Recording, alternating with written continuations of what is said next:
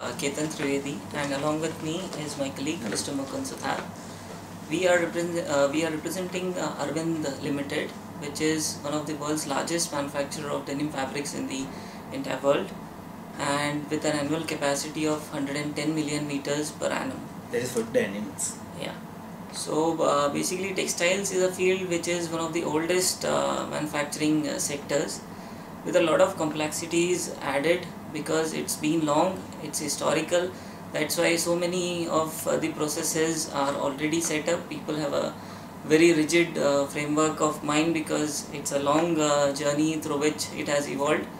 And still, after so many years of its presence, people say that textiles is basically predominantly unorganized sector, right? So here lies the maximum amount of challenge for us as a team of operational excellence, which is a newly formed team since past 1 year, I would say, and newly because the concept is pretty new in terms of textiles as such, because not many industries for textiles have taken up this as one of their major initiatives.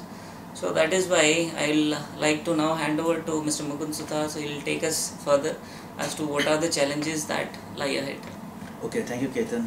Now, as Ketan has said, textile industry is old, and when being old, one of the things that will happen that all the problems in the department, all of the problems with the manufacturing, people tend to know some of the solutions. So one of the biggest problems is that whenever there is a problem, people tend to jump to the conclusion rather going to the root cause analysis. So there's this dangerous tendency. So first we have to work out on that. The second thing is that it's a highly manual process. There is mechanism, control system, but still it depends on workforce.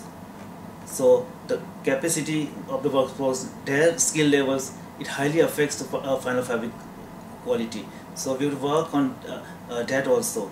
And the third thing is that in many other industry, in textile also there are various different departments, and so the people tend to work in silo, and the thinking is more on the department level rather than a company level solution approach. So when there is a problem, people always tend to think that this is not it is not generated in my area, and they tend to divert the problem. That's the biggest problem.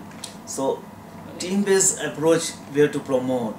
So how we are going to work next? So our action plan first will be, we have to work on ourselves. We have to unlearn many things that we have learned this year throughout our careers. So first we have to learn new things, database approach, systematic working. We have to demonstrate, we have to become change leaders. So then others will feel that this is really helping the company, and they will join. So first what we tend to do is, first we will study the whole year's data for a company, and then we'll come up with 4 to 5 projects. They will maybe depend on quality and quality improvement, their productivity improvement, or 1 or 2 projects on customer satisfaction or customer complaints. So for these projects, we'll be forming teams of 5 to 6 people per project, and then we'll be training them on basic Six Sigma concepts.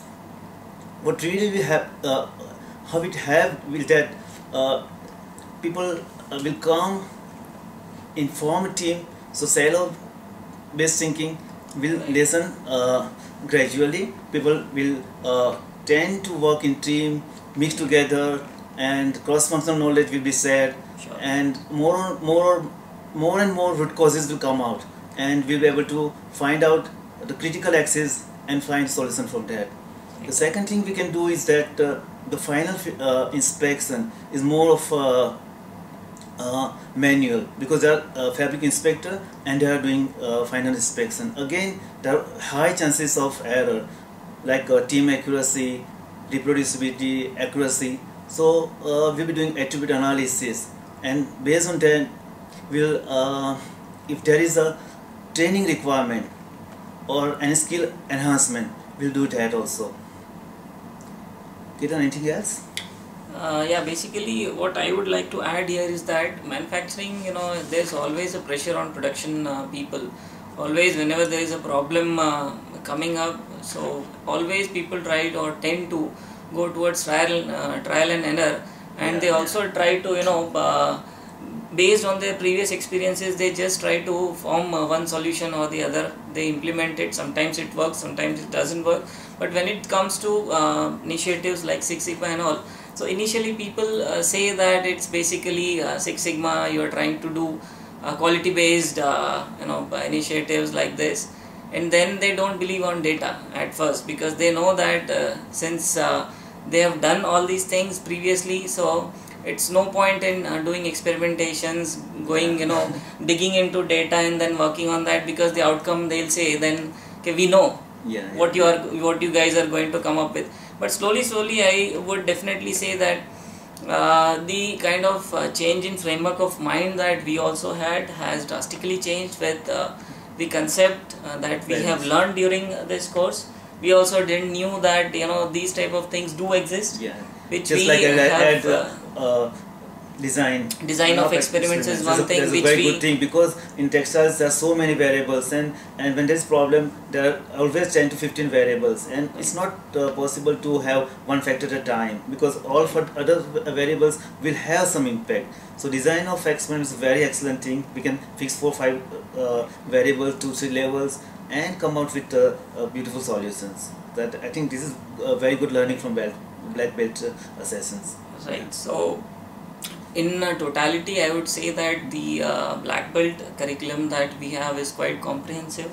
The faculty also has been very supportive, and we would definitely like to take this further forward in our implementation part, and let's hope for the best.